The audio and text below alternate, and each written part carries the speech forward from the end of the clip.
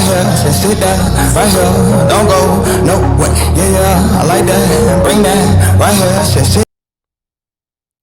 What's up, y'all? We back with another video, and this video is about TJ Dillashaw, the most disgraceful UFC champion, by Miss Marshall. Yep, academic. Okay, we can get into it. A little background. Bro, I used to love TJ Dillashaw, especially on the game, bro, because I used to go crazy. You hear me? Champions who have cheated, tested positive, lied, and disgraced the sport. But there's one champion who is arguably the worst of them all. there's a little snake in the grass right there. TJ was never the best teammate. Would like try to hurt people. That's why you call him Killashaw? Yeah, Killashaw, Dillashaw.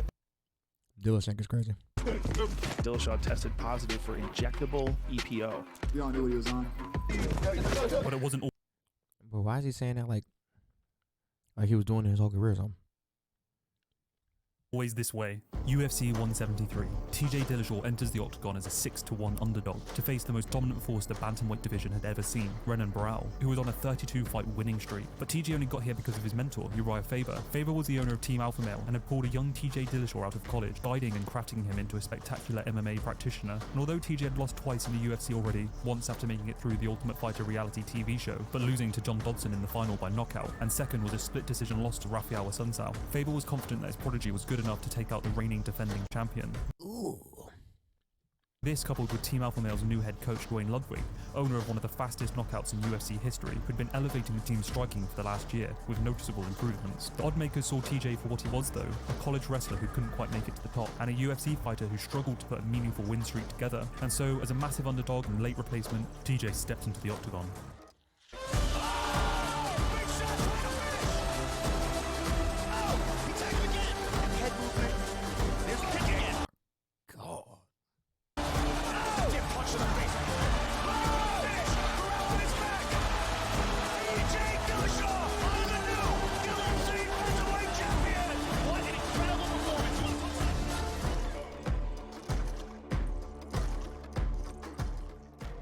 Winning the UFC title is a moment that's been repeated many times, but each and every single strap wrapped around the victor brings with it the same poignant feelings and emotions elicited by the minutiae of each individual's fighters' lives, the unique journey to the belt that separates each one from another. TJ was no different, an underdog counted out from the very beginning, a loser, too young and too inexperienced, yet he shook the world with his win over Barão. TJ's head coach Dwayne crying as he embraces his student, his team and the crowd go crazy, UFC staff all experiencing equal levels of shock and amazement at this crowning moment of a young athlete. Uriah enters the stage to congratulate and hug the high school wrestler he pulled out of college, the kid who had such promise for a career in mixed martial arts. Certainly without Uriah, TJ would never have his name etched into history itself. And whilst TJ rode the thrill of reaching the pinnacle of the sport, the cracks of his friendship were already present, and the darkness was about to spew out between the splits.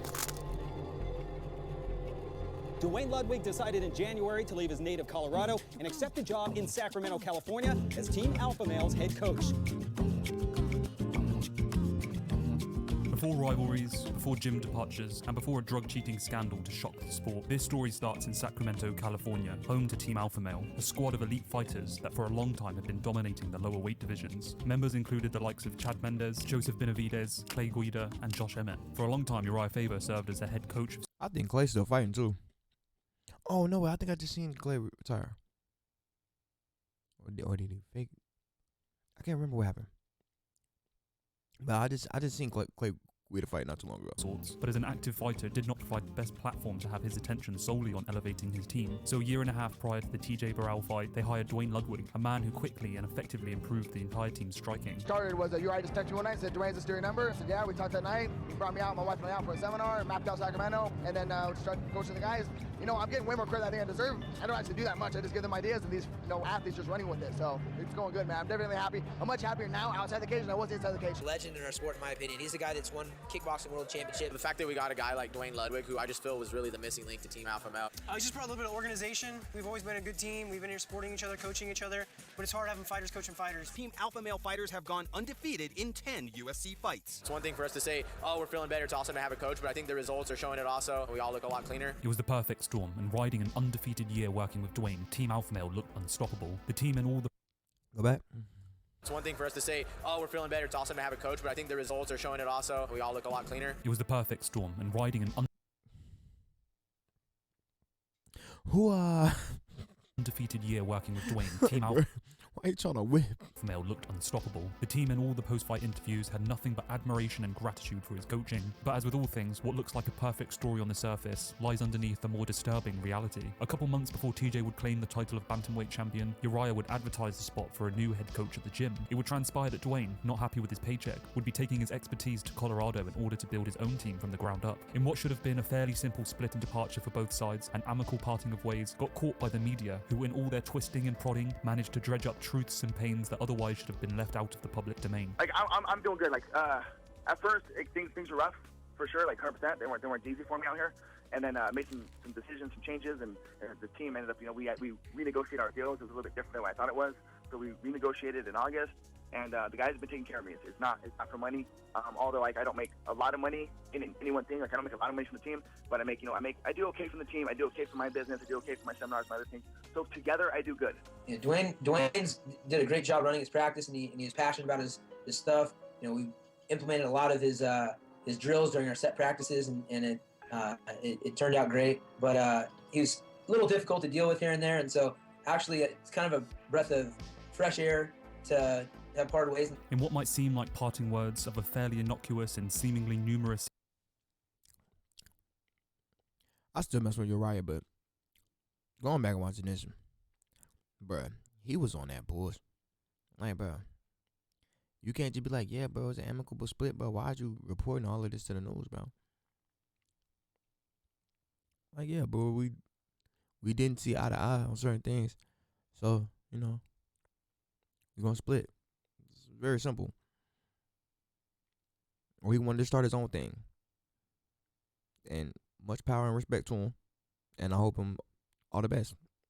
And keep pushing.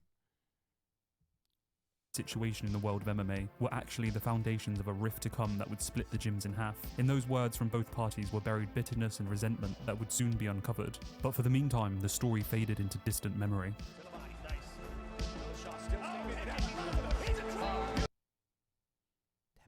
Drunk. Bitterness and resentment that would soon be uncovered. But for the meantime, the story faded into distant memory. As soon as he opened up, head kick. Oh, he's drunk.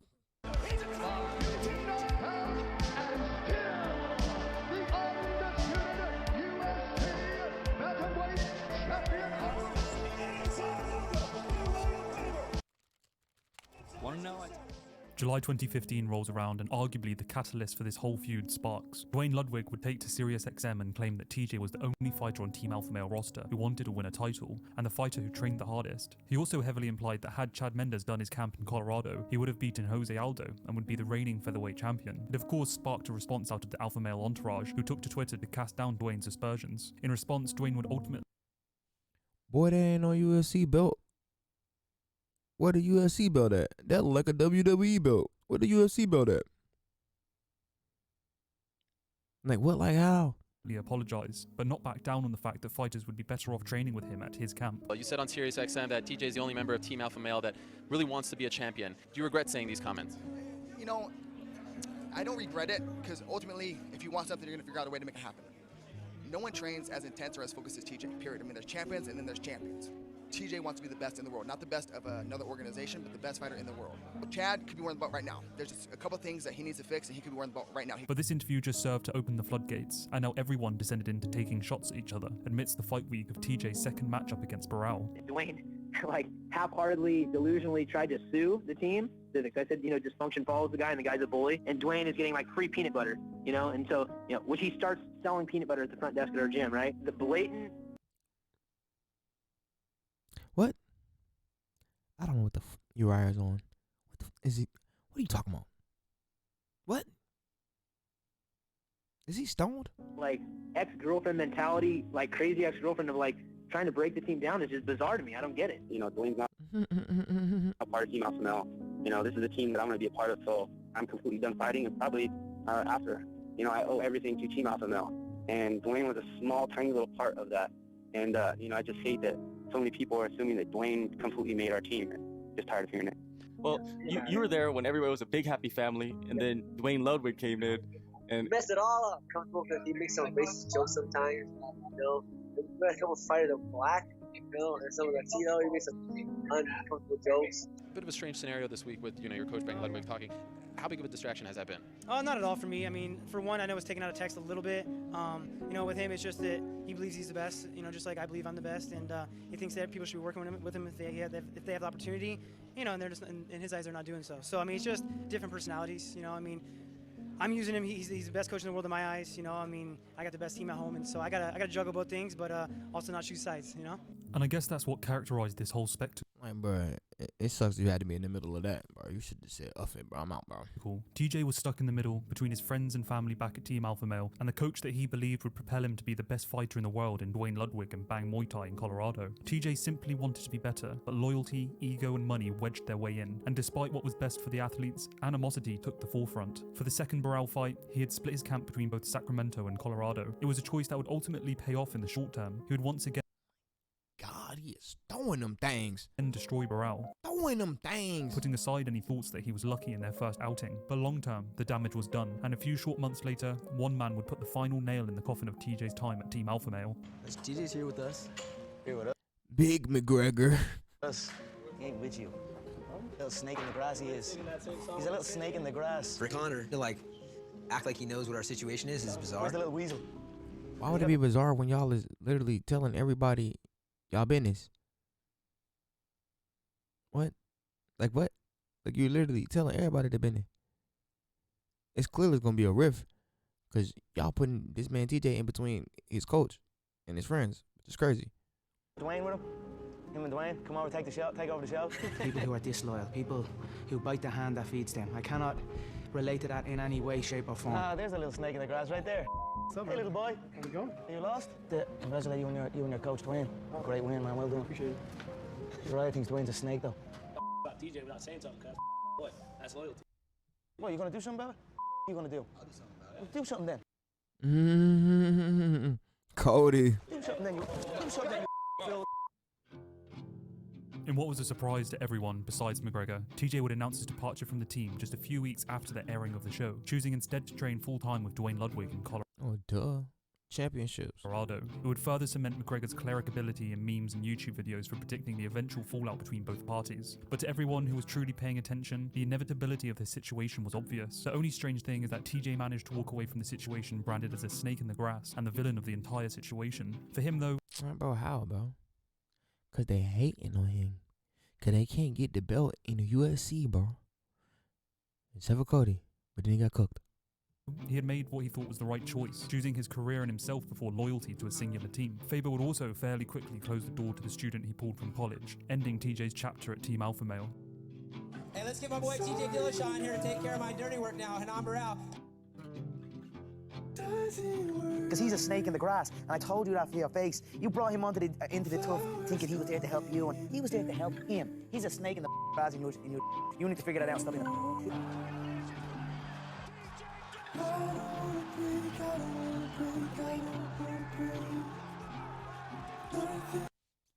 Like I know he was getting cooked, but damn, you could at least let him fall down first. We ain't fighting back, bro. You might as well call it. The cracks that Dominique, break up the cruise. Tough from the subsequent departure of TJ split open were about to widen as it was announced Dillashaw would be defending his title against the consensus bantamweight GOAT, Dominic Cruz, who was making his comeback after 2 years sidelined due to injuries. Dominic had a long history with Team Alpha Male and was more than willing to rub salt into the wounds of the fractured camp. Guys that wanted Man is a dog. to be alpha males, there can only be one. TJ said it. And he was just on them like perfectly, like every interview, bro. He on them, bro. Himself that in his mind he's been beating up Faber for years. And then you got Ludwig also in the mix for a second, where Ludwig wants to be the coach. He wants to be the guy who invented TJ Dillashaw. He wants to be the guy who invents all these guys at Alpha Male, makes them better. Well, Faber wants to be that guy too. There can only be one yet again. So it was a matter of time before that whole thing fell apart because they're just a bunch of meatheads trapped in one room. Dominic, you're hilarious, bro. During his time sidelined, he had been performing as one of the best analysts in the game. He was concise and fast with his vocabulary, and that meant when it came to trash talk, most people seemed like they were NPCs with him in the driving seat of the narrative. TJ was no exception. He hasn't faced somebody like me. He's able to mix things up because he's facing This Skyrim background is crypt, bro. I'm about to get on Skyrim tonight, bro. I'm about to re-download it, bro. stationary targets. So he's been able to look a lot better than he really is. I'm gonna beat you because I'm better than you. Nobody even hits me. I'm done talking to you. You can't be done talking to me. You're right here facing me. Yo, you really sound like an NPC, though. Dummy. You gotta talk to me. You have no choice. You got nowhere to go. Keep talking. The fissures were being exposed by Cruz one minute detail at a time, and as he fanned the flames, Uriah saw the opportunity to wedge himself in and get a title shot over whoever the winner was. Dude, we're friends if you want to be friends. All right. Is Zuffa gonna let us not fight each other? I think that's probably not gonna happen. The build up to this fight proved that Team Alpha Male had truly left TJ behind, and both sides were willing to exchange barbs in order to discredit the other. I didn't ever suspect Uriah of acting the way he's acted, very childish, you know, trying to talk as much trash on me as possible, almost bringing his name into the limelight by talking trash about him. Much to the amusement of Dominic, who continued to stoke the fire. I think you're scared of Dillashaw because you don't want to lose to your grandson. He was telling me about how he used to work you and you're like a dinosaur. Regardless That's super tough. of the rift, His name into the limelight by talking trash about him. much to the amusement of Dominic, who continued to stoke the fire. I think you're scared of Dillashaw because you don't want to lose to your grandson. He was telling me about how he used So he the grandfather?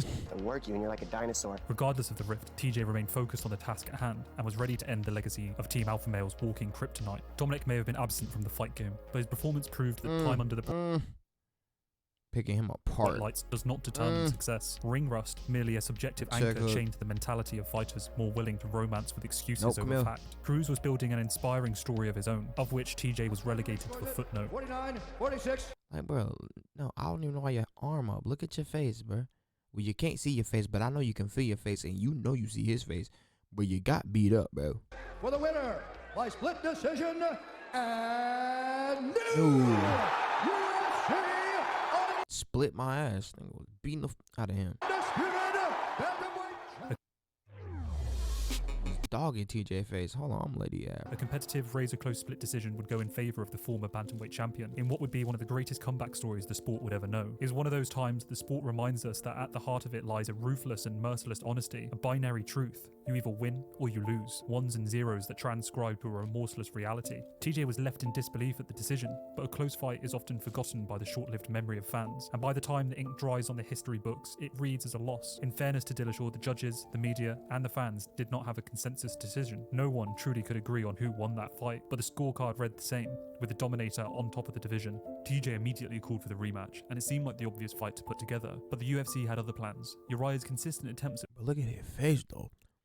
placing himself in the discussion for a fight with either Dominic or Dillashaw had paid off, and the rubber match between himself and Cruz made the most monetary sense in terms of I guess, but like fight-wise, and bro, come on, bro.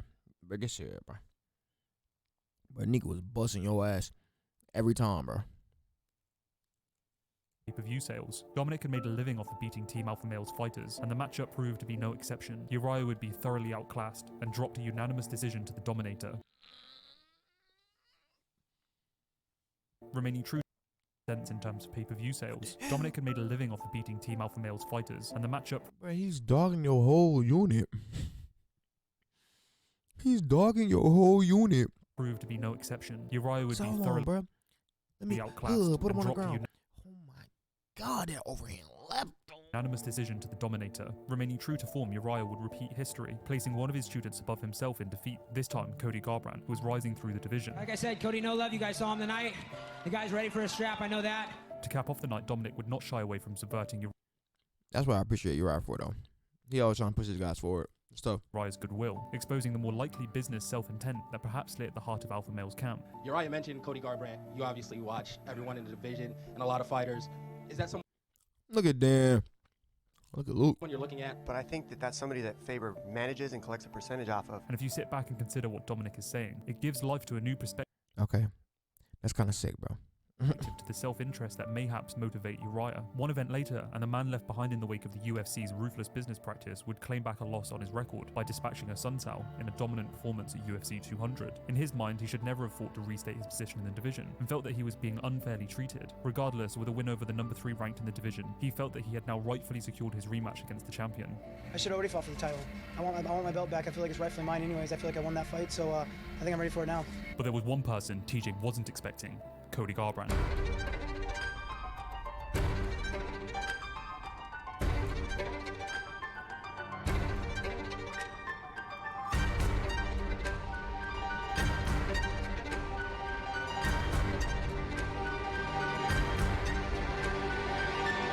UFC 202 would chuck a spanner in the works in the form of Cody Garbrandt, who had been notching wins into his undefeated record and had quite perfectly timed himself a backstage drama with Cruz. Coupling this with his dominant and decisive win later, UFC 202 would chuck a spanner in the works in the form of Cody Garbrandt, who had been notching wins into his undefeated record and had quite perfectly timed himself a backstage drama with Cruz.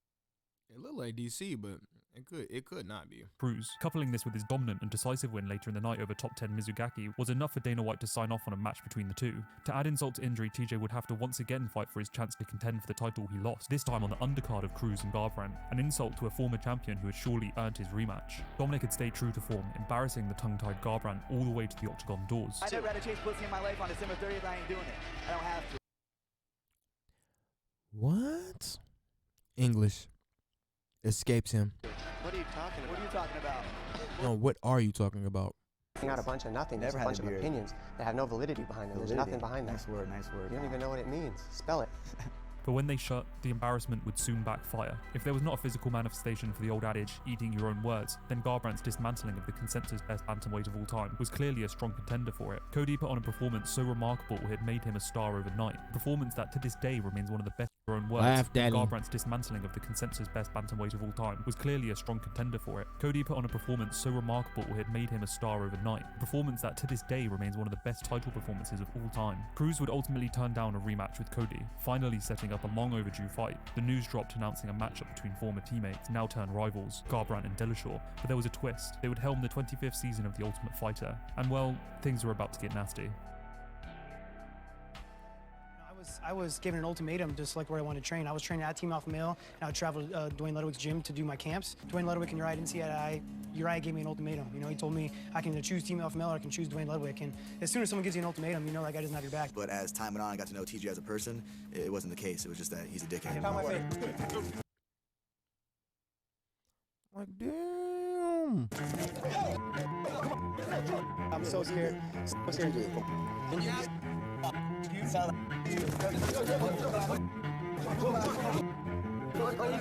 What's up, though? Good. It was no surprise that this was the direction that the UFC wanted to go in. Over the last few years, the split between TJ and Team Alpha Male was a storyline that had been plastered over media and news outlets since the very beginning. For whatever reason, fans and fighters alike had vested interest in the progression of this narrative, and TUF seemed like the perfect platform to exploit every single person involved in the situation. And true to form, for a bunch of hot-headed Alpha Male fighters, the whole season delivered, just not in the way that you would expect. TJ, with no thanks to Conor, had managed to assume the title of the villain going into the show, and Cody, with his emphatic win over Dom, was quite literally becoming a star. But the script was about to be flipped. The whole show was a scramble of insults, character assassinations, and slanderous statements from the Alpha Male camp that were attempting to impale TJ's already diminishing public persona on a spike. But all it did was backfire, miserably. The show was a complete mess. No one walked away looking like the good guy, but what it did Man, as long as the ratings was hitting, bro, they did their job. Was split public perception on who was actually in the wrong. Fans couldn't agree on anything. Lies, truth, and facts blurred into a hazy mirage of testosterone-infused propaganda. Team Alpha Male had spent the better part of 3 years discrediting TJ, and in a lot of ways to great success. But this show served to walk back everything they ever said, and if the Ultimate Fighter TV show wasn't indicative of the bitterness to follow, then the week leading into their fight certainly delivered in manifesting every ounce of resentment between the two. Team Alpha Male had attempted to undermine and discredit TJ at every point. Bring it. How many times did I fuck you up in practice? 0, motherfucker. Exactly. We're gonna find out. Saturday, you're gonna find out. You can talk all you want, show your insecurity, show who you really are. We're gonna get out there. I'm gonna stomp my face. I'm gonna break your ass. And so, even after a relentless barrage, they still had another ace up their sleeve that they were waiting to deliver. Uriah and Cody had alluded to multiple times over the years TJ's inclination to cheap shot and be aggressive during practice. But what they were referring to was much darker than a simple punch at the end of a round. TJ was never the best teammate. He would try to hurt people. He's a very competitive guy and he has a temper and Try to hurt people how? at the end of the bell, knees. You know what I mean? That's why Chris is out. You know what I mean? Need him in the back of the head. Yeah, that's it. concussions. Yeah. I mean, Chris Holdsworth. That's what Damn. the T. injury I came mean, from? I don't want to. Chris doesn't want us really talking about that. Is it true that So why did y'all talk about it? That's some hoes. TJ Dillashaw is responsible for you having to retire? Did he in fact injure you? That instance that's out in the public is, yeah, it's definitely true. And just for TJ, we just wanted to ask you about what Chris Holdsworth said on Monday. It's all happened at the perfect time. You know, when it came out, the week of the fight, like, come on, man, this is all super predictable. Predictable. No truth to it? Bro, that man had to retire, bro, because you need him in this. No remorse? None whatsoever. The news served to vilify Dillashaw in ways that are hard to imagine. His legacy of being a sucker puncher in practice had finally caught up with him, and this fact was hard to ever justify. The fans didn't hold back in their resentment for it either, and during his walkout to the octagon, he would be showered in chants of "fuck TJ" and boos. It could not have been perceived any lower in terms of public opinion. The fight to end the feud began, but it did so to the God, bro, when you get low, bro, like he about to stalk his prey. backdrop of one more skeleton Team Alpha Male dragged out of the closet. TJ had denied allegations of being knocked out by Cody in practice, but they had the footage, and after consistent threats to release it, they finally cracked a few days before the fight. Like, this is the videotape of Cody knocking out TJ, and TMZ is trying to buy it for me for 50 grand. Oh! Big knockdown for Cody. There's the horn to end round one.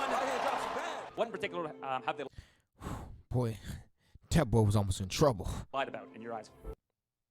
Just everything. Just the way they handle themselves and just just everything they want to bring up. You know what I mean? It's all mental warfare. It's all things that get... Man, we're tired of hearing this have you fight guy's him. lies. Okay? You don't have to set up every kick. You can just blast a fucking kick if you want, like to the body, right? Not everything has to be a setup, okay? Just blast a fucking kick, okay? He did that low block because he thought it was a body kick and got popped. It's all things that get... Man, we're tired of hearing this have you fight guy's him. lies. Okay? You don't have to set up every kick. You can just blast a fucking kick if you want, like to the body, right? Not everything has to be a setup, okay? Thought it was going to be a low kick, try to lie. Just blast a fucking kick, Damn, so okay? low. It's about keeping emotions in line. Back of the ear. Oh, man, my emotions are always in line. You know, it's something I've had to learn how to control, though. You know, something I Oh have my God, he had popped to do. him. You know, but that's no... Exactly. He had to learn how to control after he injured his training partners. I'm always learning, brother. I'm always learning. Always getting better. It's hard to empathise with what an athlete on top of this sport experiences, but it's easy to understand the feeling of conquering every demon imaginable on the grandest stage on earth. Oh my God, he popped him with that hook. Bye-bye. Betty, bye. Go to sleep. This is bedtime, bro. Ain't no shame in going to sleep. It's your bedtime.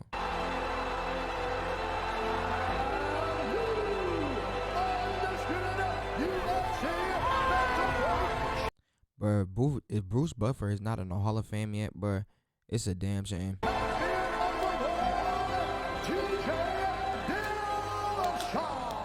I think because it went so long, this drama went on for so long, that it was easy to kind of get by it. You know, it got real old after a while. You know, at first, yeah, there's guys that you called some of your best friends back in the day that, turn their back on you instantly. So that was a little hurtful in the beginning, but like I said, it got real old real quick, and it was easy to kind of get past it. Over the last few years of the feud, TJ had managed to put himself in the crosshairs and be the fall guy for every single fan and ex-teammate's animosity. And in the face of public scrutiny, he stayed focused and driven. Without that fact, he surely would have faltered against Codley's relentless abuse and venom. But regardless of the palpable acrimony, Dillashaw emerged the other side of the fight as a champion, claiming back the belt he coveted so much, but also seemingly ending the feud with Team Alpha Male. While season 25 Oh, they still have respect at the end, bro. Respect. of Tough would serve to make the Alpha Male team look confused and directionless in their animosity towards TJ, no one walked away from the saga looking like the good guy. TJ was ousted as an arrogant cheap shotter that put his own teammates' health at risk, and whilst Justin Buckles would walk back some of the facts regarding the knee, it wasn't exactly a good look for TJ. And the whole of Team Alpha Male just looked so pathetic when you considered the whole beef could be boiled down to a crucifixion of TJ for simply changing camps, something fighters do all the time. It was a mindless witch hunt that ultimately destroyed the reputation of everyone involved. Friendships and mentorships were razed to ash, and all for naught but ego and money. For fans, the whole charade served as a mildly entertaining high school drama with a fistfight at the end of it. The end of the drama fizzled out in what would be the final muffled notes of a messy and scrambled symphony. Cody and TJ would square off again, but in a series of events that serve as a mirror reflecting back at itself. Cody would go out in almost exactly the same way he did the first time. God. Bro, you getting scraped, Cody. TJ exited of a messy and scrambled symphony. Cody and TJ would square off again, but in a series of events that serve as a mirror reflecting back at itself. Cody would Bounced off the cage and bounced right into a hook. Go out in almost exact The same way he did the first time. TJ exited the Octagon bantamweight champion and was ready to leave the feud behind him. The crimson waves of a setting sun dashed for the final time on one of the most storied sets of events the sport will ever know. The screen fades to black and the curtains draw. The shit talking, the TV show, them accusing me of everything, like, that took a lot, you know? And so for all that to be like taken off my shoulders feels great. You seem like such nice, friendly guys away from everything. We have our moments of being nice, but we also have our very brutal moments. And it's at your best friend's expenses, so it makes it interesting and it keeps you humble. Like I said from the beginning, there's no animosity on my side. You know, obviously, it gets old, all the trash talk and all the bullshit and guys you thought were friends, it does get old. But like I said from the beginning, there wasn't any animosity on my side. You know, I wasn't holding anything. It's a lot harder to fight with all that shit on your shoulders.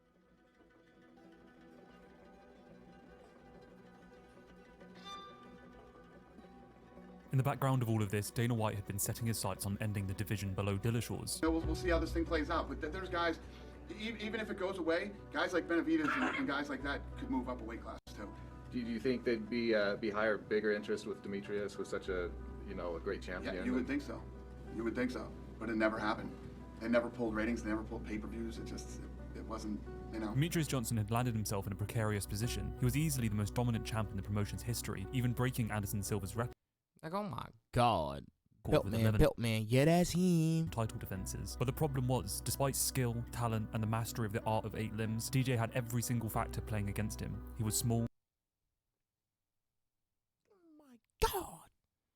Nah, that kick was on the money. He didn't trash talk. He devoted himself completely to training and being a father, and he was a gamer. Also, because he's a great guy. Yeah, bro. That just don't work, bro. He too dominant and he a great guy, bro. Yeah, that don't work, bro. You gotta be a dominant. This vital set of ingredients created a champion that the wider MMA community disregarded. He has the lowest selling pay-per-view in the history of the UFC. I mean, if I had money back in the day, I would definitely would have bought DJ's pay-per-view. So that's just crazy.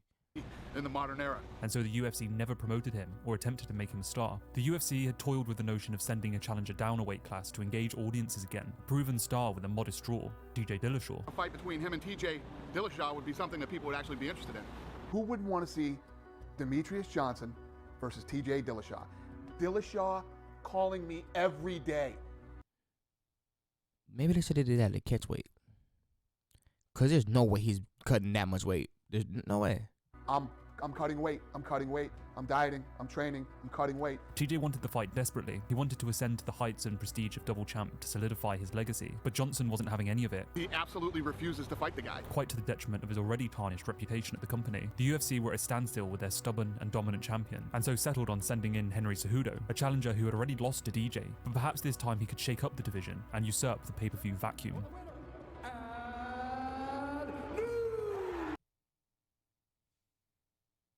Even in defeat.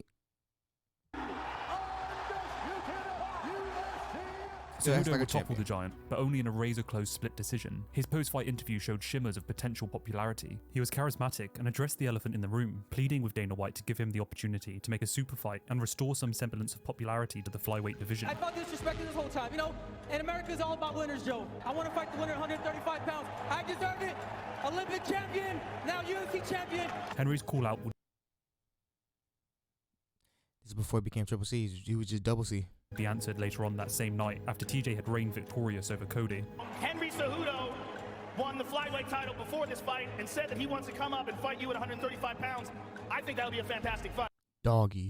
Bring it, baby. Let's do this. The UFC held back on their proposition to vanquish the flyweights, and DJ's career would ultimately turn down a path that is both surprising and inspiring. Demetrius Johnson appears to be headed to 1.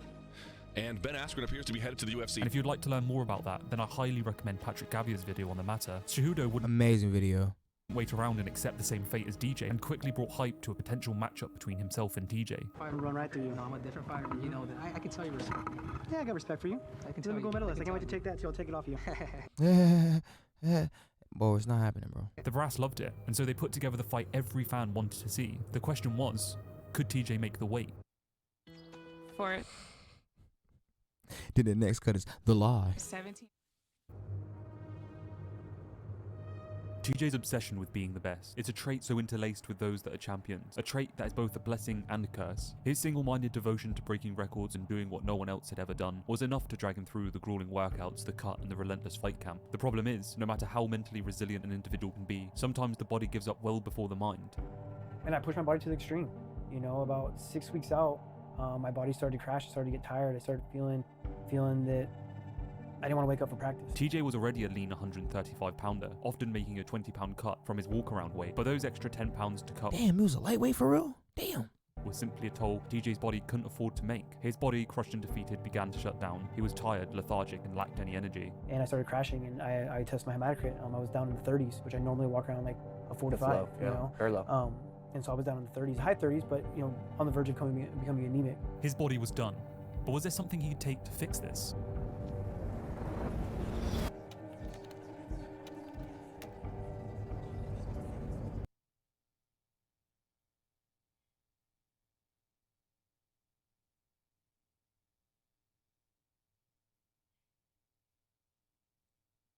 Oh, he's anemic.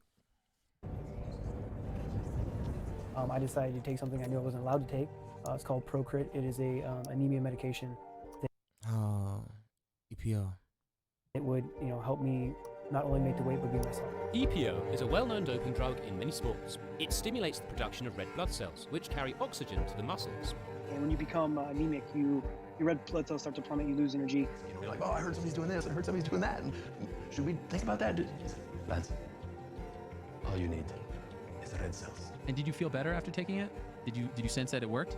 Oh yeah, man, I was coming back to normal. Like I didn't mind waking up in the morning and having to hit a run. I mean, I was running 5 days a week to make the weight on a certain diet base, having to become a triathlete. So yeah, I mean, I needed the energy to be able to even push to that. I'm not mad I did it because I don't think I could have taken the fight. TJ had sold his soul to the devil in pursuit of greatness, now scattered amidst the lies and deceit. This man hunting. Is that how he messed up his shoulder? All he had was to train, and train he did.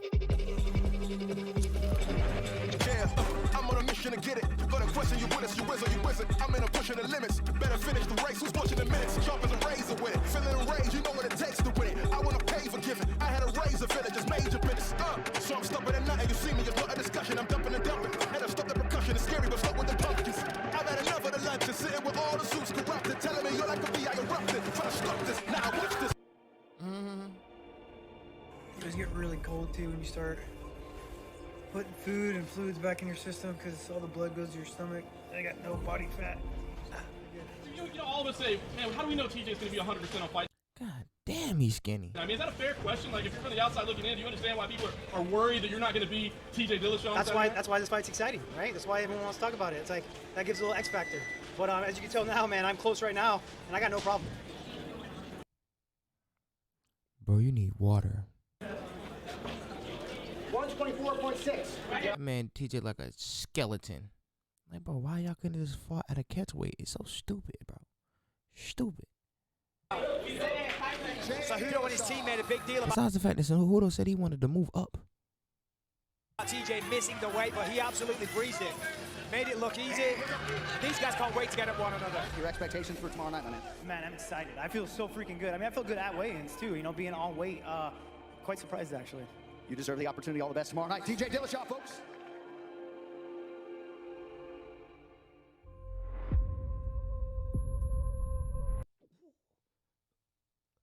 Like, bruh. You should have known he was gonna touch that stomach. You spent all this time cutting away. I'm gonna touch that stomach. You deserve the opportunity. All the best tomorrow night. TJ Dillashaw, folks.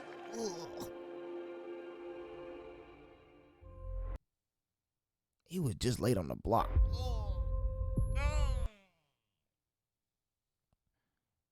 Henry was trying to give a master class.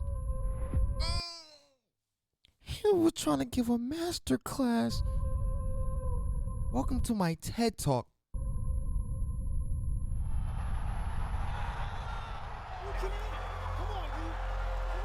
Come on, dude. Boy, you went to bed. Boy, your ass went to sleep. No, I'm not kidding you. We got packed up. And still.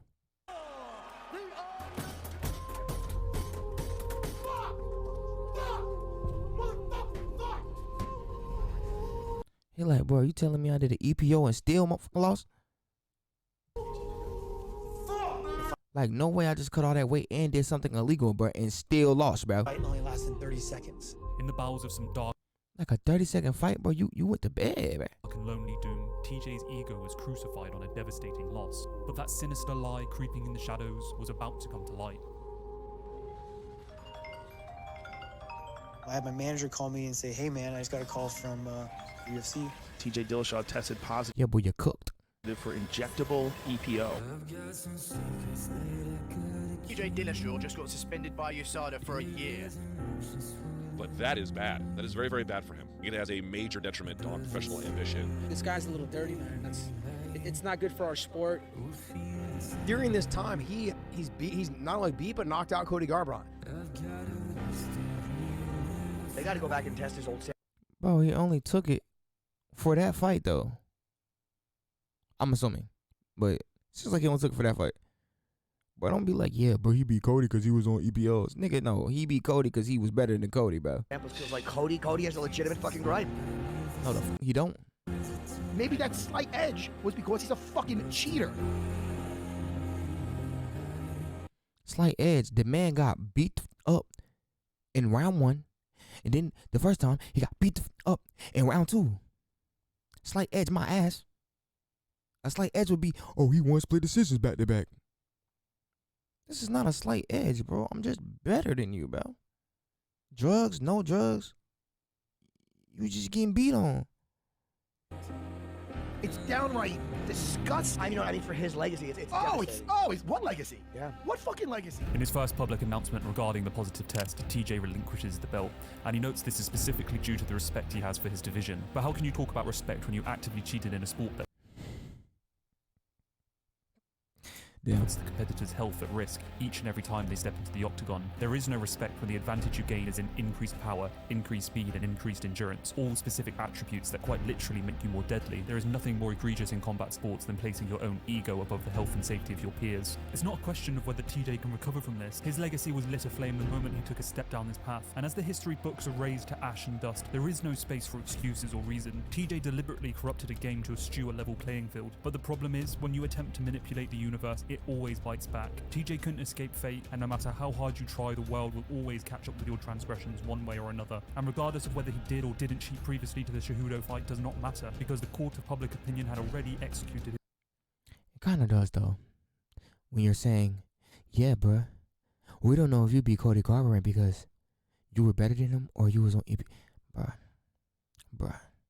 Blindfolded, bro. Would it be him blindfolded?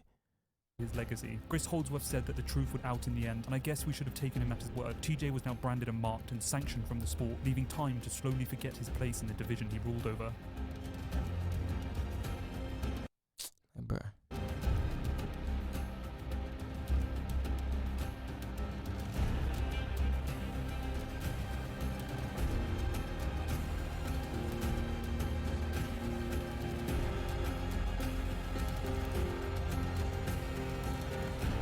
Man, the words of Diaz, they're all on steroids.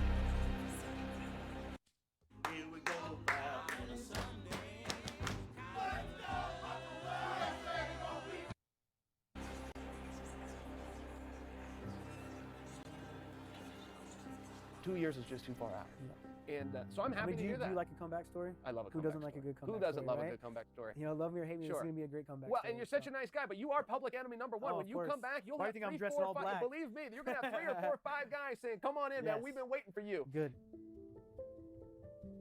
Time pressed on, and the shadow TJ cast over the division slowly faded, leaving new champions to rise amidst his broken legacy. 2 years is a long time for any person to reflect on their failures, shortcomings, and deceit. But the fact is, everyone is deserving of redemption, of a chance to course correct and to prove that they can move past their blemishes. We're all capable of falling short of proper moral functioning. We're all deeply flawed, subject to the pushes and pulls of life that drag us down paths we seldom wish our deepest enemies to commit to. We are ultimately not perfect, and to cast aspersions on a person we know little on, beyond his PED violations, seems so empty. TJ had a responsibility to be better, do better, and be a leader amongst his peers, fans, and family. That was his duty as champion. Yes, he did fail at it, but would we have fallen victim to the same weaknesses so present in TJ? It's not a question you can answer. We're not privy to the I'm not even gonna lie, bro. If I had to make what is it, 125? Like 125, and I walk around at 155, I'm just not gonna accept the fight. I'm going to be realistic with myself, and I'm gonna just be like, if I want another belt, I'm going up in weight, not down. Sorry, I'm already killing myself to get to 135. There's no way. Minutiae of his life. We are not present in his thought stream. We have no idea what pushed him to fail so miserably. But if you claim to be so free of sin, then you are simply a liar. Yes, we can feel let down or betrayed by him, but to be so insulting, insensitive, and to hold it against him for the rest of his career, to me just lacks any modicum of Bro, he's just crazy. Like, he's just a different type of crazy. Like, you telling me you walk around at 155 and you want to drop 30 pounds? Bro, no, it's not happening. empathy. TJ lost more than we can truly appreciate. He lost his legacy. Every single fight he ever fought and won destroyed in an instant. He lost his teammates' respect, and ultimately he lost some of the best years of his career. He lost the championship and the monetary value that comes with it. A punishment deserved, but more importantly, one that was served. He did his time, and for it, TJ earned a comeback. The UFC, who also lost face in the wake of TJ's PED abuse, were not about to give him an easy ride back to the title either. His return matchup was against a former teammate and a man many feared in the division. He did the crime and he did the time. And that's just, you can't ask for anything more. 2 years is a long time, man. If it wasn't obvious, there was no way TJ was going to escape the questions and constant prodding of the media. Almost every question was aimed at his cheating, a fact enough to wear anyone down. But TJ seemed to have just accepted this as par for the course, and seemed more concerned with just moving past it. Just wondering, like, your reputation and all this happening, are you hoping to rehab that at all, or people to leave that behind, or have you just kind of turned on the world and say, I'm not I mean, it is what it is at this point. I did what I did. not worried about it anymore? I mean, excuse my language, but fuck your reputation. You know what I mean? I mean, you gotta worry about yourself. I have a great life. I have a great family. I'm just worried about my coaches, my teammates, my family. Other than that, I could care less. You know, you can't be. I've been in this game too long to want to scroll through the comments and think what other people fucking think that are sitting behind their computers and not having anything to achieve for. You know, man up to your mistakes. You know, I mean, everyone's got skeletons in their closets. Everyone makes mistakes. I feel like it's how you handle it and how you bounce back from it. Really show your true character. And if you're someone that says you've never made a mistake, I don't fucking trust you anyways, because everyone has. You know, I mean, and now it's just me being able to save face and do whatever I possibly can and apologize and work my ass off. I mean, I know that think this was a decision in this game that'll work harder than me. I've proven that, and I will come back and I will be back on top. And that is a guarantee. For the winner by split decision, TJ Dillashaw! TJ may have walked away with a razor-close split decision, but if karma wasn't cruel enough, he did so without his knees. Another setback lay in wait for him, as it was an injury that would keep him sidelined for at least another year. That is fate in all its mysticism, reminding TJ that there is never an easy escape from the bitter honesty that the universe provides. Whatever the world has in store for TJ beyond this point, I hope and I believe. A bad shoulder, a bad performance, a bag of body. He got body bagged. Believe that he will stand for so much more at the end of his career than being a cheat, and I feel that we as fans should provide him the platform to do so. It's strange to look back at TJ's career and analyse how he found himself at the centre of dramas and conflicts that defined divisions. It makes for such beautiful and poetic storytelling, and we can walk away with many lessons to be learned. We live in a world where trash talk pulls at the seams of the truth, and undercutting opponents with deceit and treachery are rewarded with clicks and popularity. Whilst Cody, Uriah, and the rest of Team Alpha Male may have been haphazard when handling the truth, TJ remained cool and collected and handled himself with care and diligence, emerging the other side of the rivalry with Cody and Team Alpha Male, all the better for it. When the battle cries faded from the bowels of Team Alpha Male's gym, the fighters and trainers started parting ways with one another, and the true extent of TJ's transgressions behind the gym's door were revealed. The head coach of Team Alpha Male revealed that Holdsworth receiving that knee wasn't exactly the reason that he retired professionally, and Cody walked back a lot of the resentment that he held over TJ. Cody even leaving. I mean, Cody's grown now, way older now, so that makes sense. Team Alpha Male himself. The fact is though, if you can put cheap shotting, egotistical tendencies, and arrogance down to the personality required to be the best in the world, it is simply impossible to ever justify an athlete who sells his soul to the devil in order to win, especially when we are dealing with a sport that can and has killed people. It leaves them with dementia, slurred speech, and injuries to plague the second half of their lives. To add an unfair advantage to your power, speed, and ferocity, you willingly endanger your peers' lives, and that is truly disturbing. But TJ's life beyond getting caught has taught us that we can and will never get. I mean, how much did the EPL do if you got beat up in 30 seconds? Shout out to Cejudo, but like 30 seconds, bro. Away with deception. Not even a minute, man. Something will always correct the natural flow of life. TJ now has to live with that fact. But to be honest, I'm not sure he cares what you or I think. The man is more concerned with one thing and one thing only, and that is being the best, not only for himself, but his family also. It's never too late to rewrite your story. I care about what my 3.5-year-old son is going to see when he rewatches my fights, how he's going to see my story, and how I dealt with adversity. Man, good video, man. Go ahead and like and subscribe to that, man. To live is to conquer, to live in life, to live in life, to live is to live is like I just want, To live is to conquer, ayy. How this pain got me feeling accomplished? Games turn me to a monster, ayy. My God mode can't stop me. To live is to conquer, ayy. All this pain got me feeling accomplished. See these games turn me into a monster, ayy. I'm a God mode can't stop me, ayy. To live is to conquer, ayy. All this pain got me feeling accomplished. See these games turn me into a monster, ayy. I'm a God mode can't stop me. To live is to conquer, ayy. All this pain got me